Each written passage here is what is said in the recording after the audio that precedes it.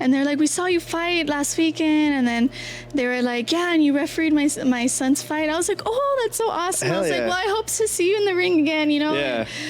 But I was like, wow, like those are little like small Yes. accomplishments for me, you know, because it makes me feel good. Yeah. You know? I'm like, oh, wow, they know me.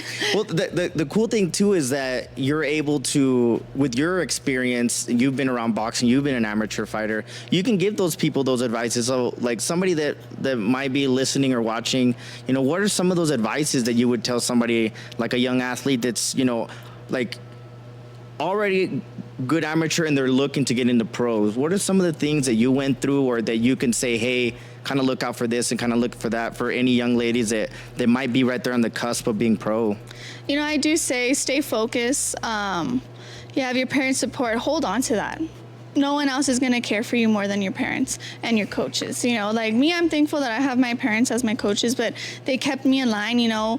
Of course, I'm young, you know, and when I was in high school, of course, I had my moments of, I want to be normal. I want to do high school things, high school parties, high school, you know, and stuff like that. You know, I want to go out and, no, I just say always remain focused and always come back to your sport. At the end of the day, if you're passionate about this or anything in life, you know, you're passionate about something, you always got to go back to it. And there's always good and bad consequences. So choose wisely, be smart, you know, and always fight for your dreams. That's what I've always said. You know, fight for what you believe in, because a lot of people in the amateurs, they've told my dad, they've told me, hang up your gloves already. You know, I've heard that so many times. I don't share it, you know, that often because I feel like it's something negative. But of course. But it's there. Yeah, people have told me you should just hang up your gloves, and here I am. Right. That's so wild, man.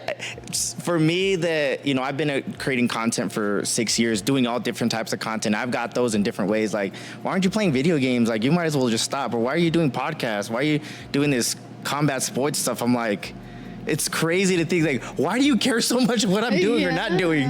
You know, this is my life. You know what I mean? It trips me out how people will go out of their way just to be negative. Like, oh yeah, go ahead and wrap them up. Like, you're probably done. You know what I mean? Like, you don't know what I've had to do or not to do to be here. And for somebody to have such an easy opinion about certain things like that. So I love that you, like, a lot of the people that I gravitate toward and stuff say all those type of things, you know.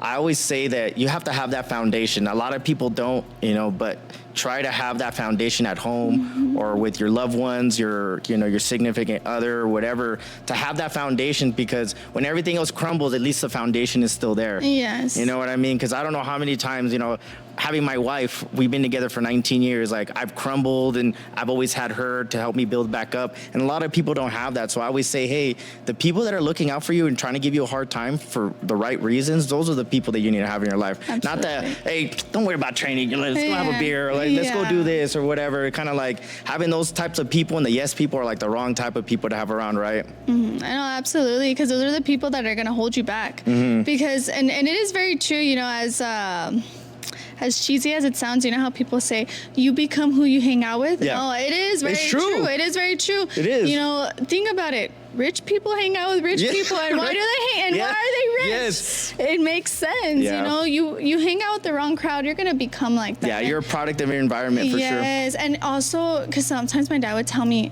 when you date someone, you become them. You know, and I was like, yeah, am I myself? But no, it is very true. You know, I'm in a healthy relationship, and because of that, it allows you to grow. Like, you know, you're talking about your wife. You guys are growing together. You know, when you have someone that's not meant to be in that circle, you're going to feel it and you're going to see it. Yeah. Having, like, one of the things that I've always get, everybody's like, damn, you've been with your girl for 19 years. I'm all, yeah, man, I don't know where I would have been without, you know what I mean? Having that support system and being able to push me and cheer me on or be there for different reasons, part of my life. And we're both parents. We're trying to figure that shit out still too, you know what I mean? So having that support system, I always love hearing that, because I always tell young fighters or anybody, like, in life, like, cherish those relationships and things like that, because a lot of people don't have them, or some people take them for granted all the time. But with all that being said, you know, we got a fight around the corner.